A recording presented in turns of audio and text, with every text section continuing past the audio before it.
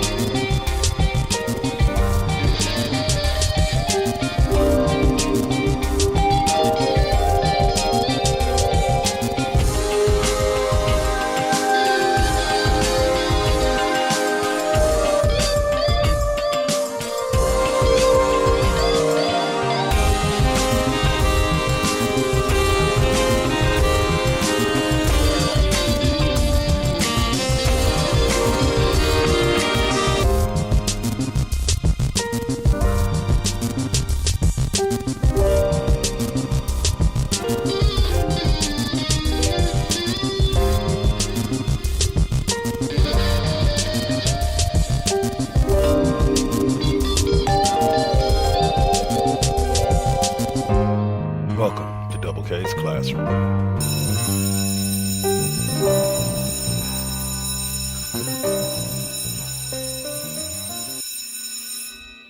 Class is officially in session.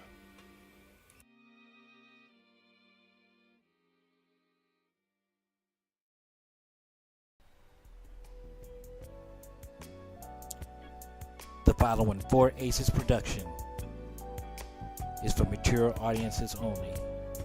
Listener discretion is highly advised.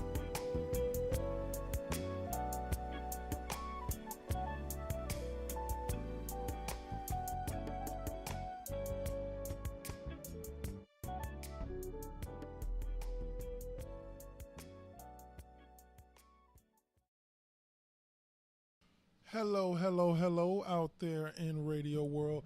This here is Double K, and I am here to talk to you again about some of the hottest topics in sports. And the hottest topic running right now is next week's NFL draft. So as you know, I'm a West Coast guy, and some of my favorite teams are the San Francisco 49ers, the Oakland Athletics, and the Golden State Warriors. Go Warriors. Time to mop this up, get this third straight trip. We'll see if that happens, but I believe it will. But it's that side of the bay that I'm enamored with. I do have respect for the Raiders, which is why they will be covered in this show, and they will be given equal time along with the 49ers. But it may not necessarily be direct minute-for-minute equal time because I don't necessarily know as much about the Raiders as I do about the Niners. I'm still learning. So let's dig into this. Let's start with the San Francisco 49ers, who have the number 2 pick in the first round, and there are just so many different options for them to go with, but this is a very critical pick because of two very critical things. First and foremost, what the 49ers are going to do with the number 2 pick is very, very, very depending on what the Cardinals do with the first pick. Because if the Cardinals go Quentin Williams or Nick Bosa or somebody like that, that changes the 49ers' plans just a little bit. But if the Cardinals go Kyler Murray, which everybody thinks they will,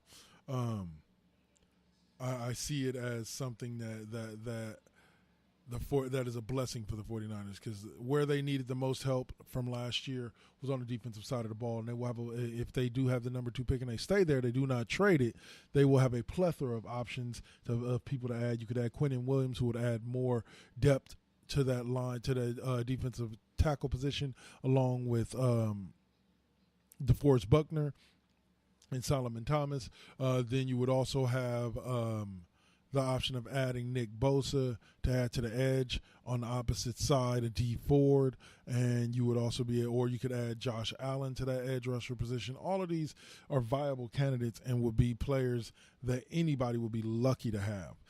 So You look at that, and in my personal suggestion, what I think the 49ers should do is I think the 49ers should just go ahead and take Nick Bosa, make their defense one of the youngest and one of the most dominant defenses from now into the near future, and just don't worry about it.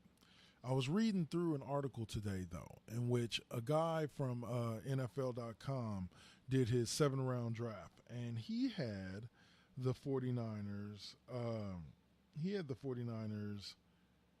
Trading away the second pick in the draft. And here's Chad Reuter from NFL.com.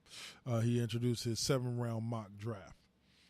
And I just, instead of jumping around round by round, I went on ahead and did team by team. He did have Kyler Murray going number 1, but he had the 49ers making a trade with their crosstown rivals, the Oakland Raiders, for the number 2 pick.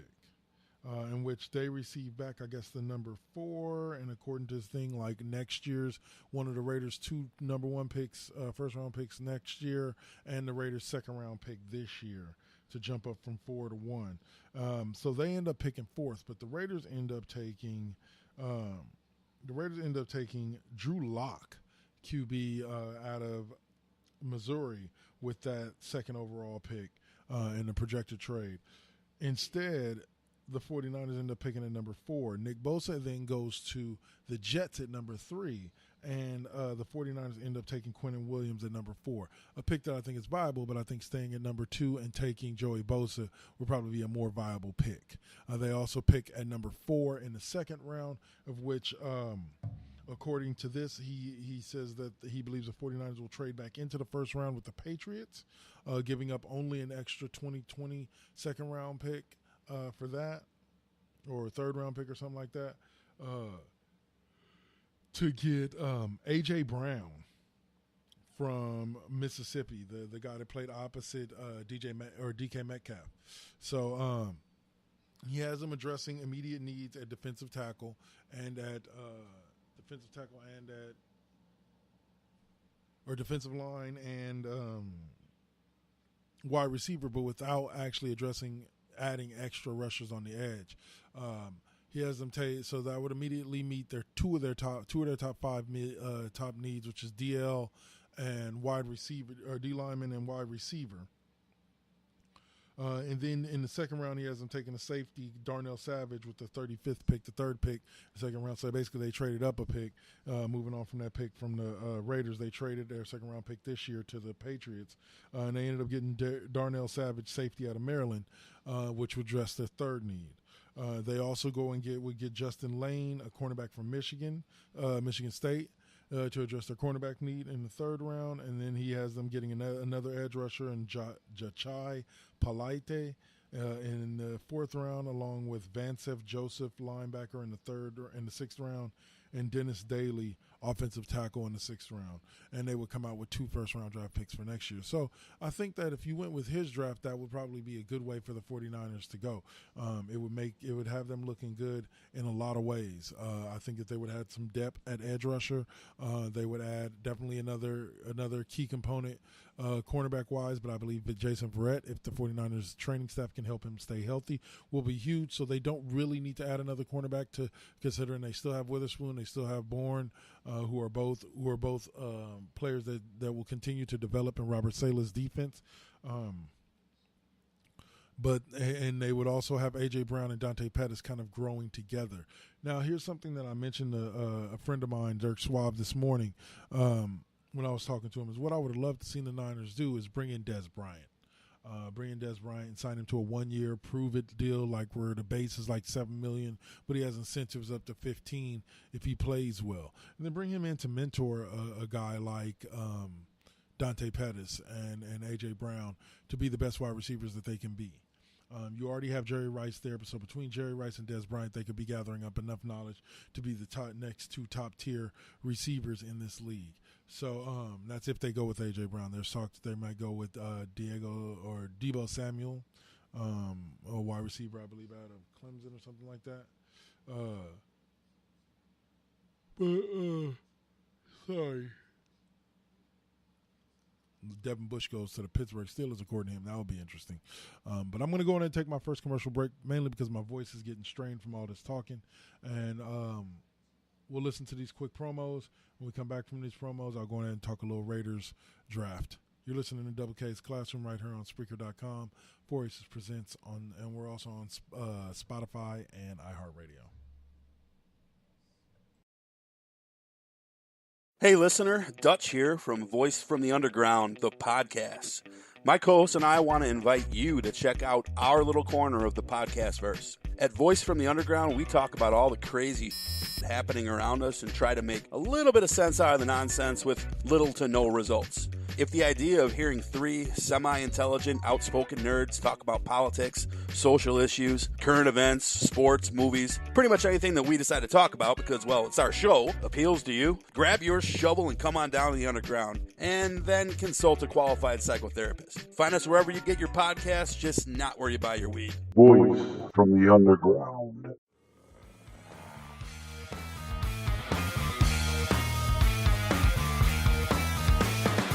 Man brain. You know you want it. You know you need it. Let me introduce you to our team of audio professionals, 100% committed to giving you the greatest extreme comedy podcast of all time. What's SPH? I'm so super cute. Send me your orgasmic release videos. You can get it rootin'. You can get it tootin'. You can get it doing doughies in your yeet. Mi nombre es Tío Yeti. And you just laugh at little Hank. I ain't gonna pretend I is fresh. But looks like you might like that. And most importantly, I'm Skullfucker. Rah! Go to manbrainpodcast.com to get orally violated. Manbrain out.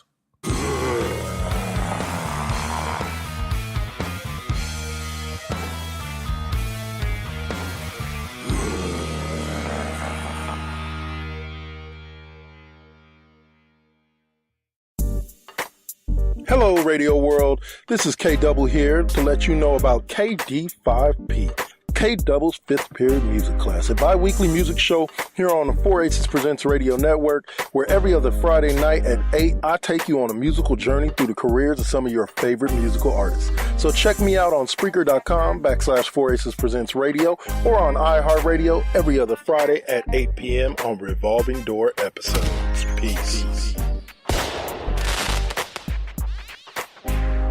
KD5P.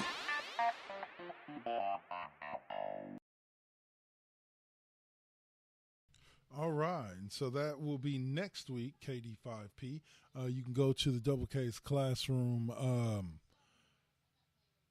fan page and go to the Double K's Classroom event, and you will find the poll for this week's the Double K's Class or KD5P, where we have a listener's choice, and your choices are going to be 2000 rock bands. I believe it's hold on one second, Blink 182.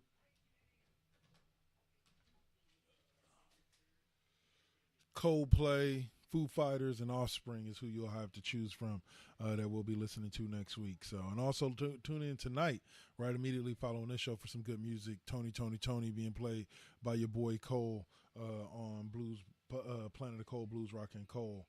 So be sure to listen into that. That should make for a great show. All right. So let's see. So the Raiders have been a shit show since John Gruden arrived, and that's just because he's making so many different moves that it's just hard to tell where he's going with anything. Today, they just recently had an incident where they kicked out all of the scouts because they didn't know who to trust and who was leaking this or who was leaking that, and they've got a lot of dysfunction going on over there, and they really do need to hit on this draft because not that John Gruden's job is in danger or anything like that. I don't believe he's going to be fired or he ever would be fired. But yeah, John Gruden is a man that needs to have a good team in order to look good, or else a lot of his flaws get exposed.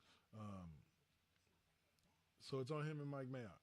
They have number 4 pick in the draft to start this year. There's talk, like I said, on that one thing that he may be looking at trading that with the 49ers for that number 2 pick and willing to give up some extra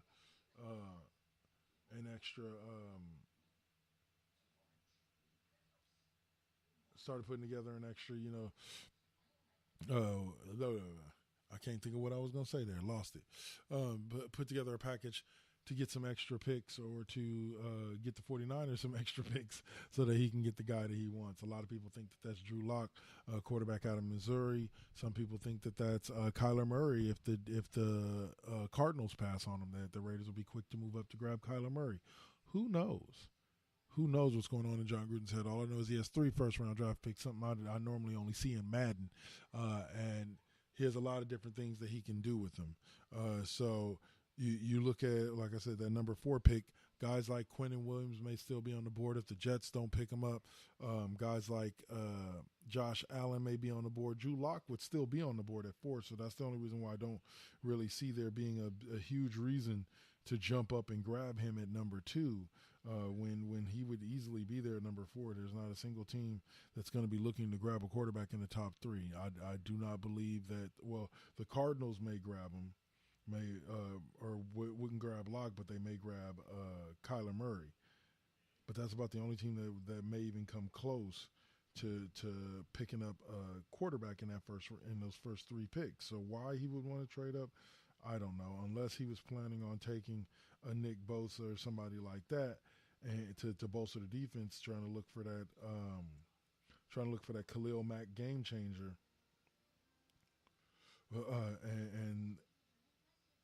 and try to find it in this year's draft. But we'll see. Honestly, we will see because I know that guy's out there, but would he be willing to give up those extra picks to San Francisco? Because San Francisco really doesn't care. They're just adding and bolstering to their D-line. The Raiders would be able to need him and use him almost immediately. So that's the talk there. Let's take a look at who else this guy, because like I said, Chad Reuter did a 7-round draft. So let's see who else Reuter had going where for the Raiders. All right, so he had them trading up to get Drew Lock at number 2, taking Clelin Ferrell, edge rusher out of Clemson. Really good Clemson defense at number 24 to pick from the Bears. And then at number 27 to pick from the Cowboys, Byron Murphy, cornerback from Washington. They don't have another pick after those 3 until, well, actually, according to this, but if they trade that pick to the 49ers, they wouldn't have another pick until the 4th round, and they take David Long, linebacker out of West Virginia. Then they take round 5, Michael Jordan, offensive guard out of Ohio State, and Michael Jordan is now playing football. And then Shedrick Redwine, safety out of Miami, and Elijah Holyfield, running back out of Georgia. And yes, I do believe that he is the son of Evander. But that I see that this guy's using the NFL.com draft needs look for the Raiders altogether, because he immediately addresses all those needs. They don't really need a QB. That's not on their list of needs, but he grabs one from them anyway, just because nobody thinks that they have faith in Derek Carr. They get themselves a D lineman, an edge rusher, linebacker. They get themselves a cornerback, which is their top need. They get themselves another linebacker. They get themselves an offensive guard, which is not on their list. They get themselves a running back. The only thing that they don't get is a tight end in his draft, and I think that they will address that at some point during their draft. They will try to find a tight end that can replace Jared Cook. A lot of people say that kid from Iowa State, one of those 2 tight ends from Iowa State, can for sure help them out. So we shall see. We shall see. All right. So yes, the voting has begun. I already got a vote for Foo Fighters.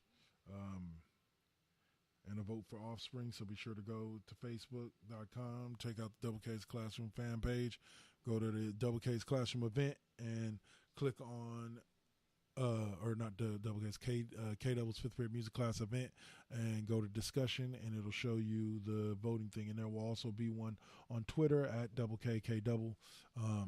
That'll be going up a little bit later on tonight. So that's about it. The rest of the draft looks to shake out pretty good with a lot of the teams that need help getting help, and a team like San Francisco benefiting from having a bad season due to injury and ending up with the number 2 pick in the draft. So I hope you guys have enjoyed this edition of Double K's Classroom. In about 15, 20 minutes, we're going to get Planet of Coal, Blues Rock and Coal going with a little Tony. I know I'm going to be listening. I hope y'all are too. Other than that, y'all have a great weekend, and be sure to go vote either on Twitter or on Facebook, and we'll see you next week to see who you picked for K-Double's fifth period music class, otherwise known as KD5P. Y'all have a great night. Peace.